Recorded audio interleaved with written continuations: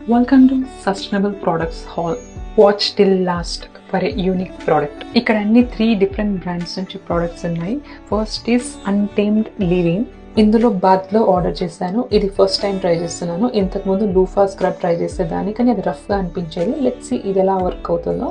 Next is wooden comb. ఈ model లో comb కూడా చాలా డేస్ నుంచి ట్రై చేస్తున్నాను. ఫైనల్లీ ఈ బ్రాండ్ లో దొరికింది నాకు. అండ్ వుడెన్ స్ట్రాస్ మా పాప కోసం తీసుకున్నాను.